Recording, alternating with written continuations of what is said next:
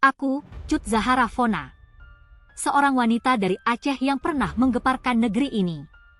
Kisahku, entah harus kusebut berkah atau kutukan, telah membuat namaku melintasi batas desa, kota, hingga istana. Siapa sangka, seorang wanita sederhana seperti aku, yang bahkan tak lulus sekolah dasar, akan menjadi pusat perhatian jutaan orang. Semuanya bermula dari sebuah suara yang mereka klaim ajaib, suara mengaji dari dalam perutku. Katanya, suara itu adalah tanda kebesaran Tuhan. Ketika aku berbicara tentang janin di dalam tubuhku yang melantunkan ayat-ayat suci, mereka percaya. Aku tak pernah memaksa mereka untuk mendengarkan, tapi tetap saja mereka datang. Mereka antre, menempelkan telinga ke perutku, dan pulang dengan perasaan takjub. Ini keajaiban, kata mereka. Bahkan ada yang menyamakan ini dengan mukjizat Nabi Isa. Aku hanya diam, membiarkan mereka menarik kesimpulan sendiri. Ulama, tokoh agama, bahkan orang-orang penting seperti Buya Hamka dan Adam Malik, mereka semua terlibat. Buya Hamka, aku tahu dalam hatinya dia ragu. Tapi dia memilih berkata, jika Tuhan menghendaki, segalanya mungkin terjadi. Aku tahu, ucapannya itu lebih untuk menjaga perasaan mereka yang percaya. Lalu ada Malik, wakil presiden kala itu, ia bahkan mengundangku ke istana. Ia sendiri menempelkan telinganya ke perutku, mendengarkan suara yang mereka yakini sebagai lantunan ayat suci. Aku hanya tersenyum.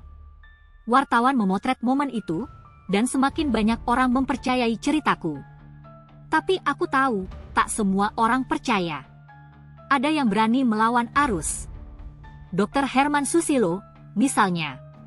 Dia berkata lantang, janin tidak bisa mengaji. Itu tidak mungkin. Bayi di dalam kandungan tidak bisa membuka mulut, apalagi berbicara.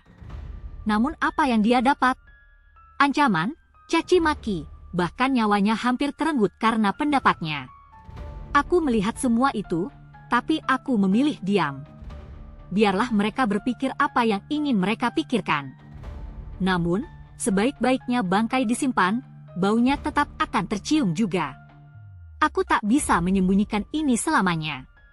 Di Banjarmasin, di akhir tahun 1970-an, semuanya terbongkar. Brigjen Abdul Hamid Swasono, seorang yang tak percaya pada keajaiban ini, menurunkan orang-orangnya untuk menyelidiki. Dengan taktik jitu, seorang polwan berhasil menyibak kain yang menutupi perutku. Di balik kain itu, tersembunyi sebuah tape recorder kecil, Philips L3302000G, lengkap dengan kaset berisi bacaan Quran dan azan. Ya, suara mengaji itu bukan dari janin. Itu dari tape recorder. Aku memanfaatkan ketidaktahuan orang-orang tentang teknologi di zaman itu. Aku memanfaatkan rasa percaya mereka pada hal-hal ajaib, pada mukjizat. Aku hanya ingin hidup lebih baik, tapi aku tahu, caraku salah. Setelah itu, aku dipenjara. Entah di mana dan berapa lama, aku tak ingin mengingatnya lagi. Yang kuingat, Brigjen Abdul Hamid Swasono, orang yang membongkar kebohonganku, kehilangan jabatannya tak lama setelah itu. Ia dipensiunkan dini, dan konon diracun hingga meninggal. Apakah itu karma, atau hanya kebetulan, aku tak tahu.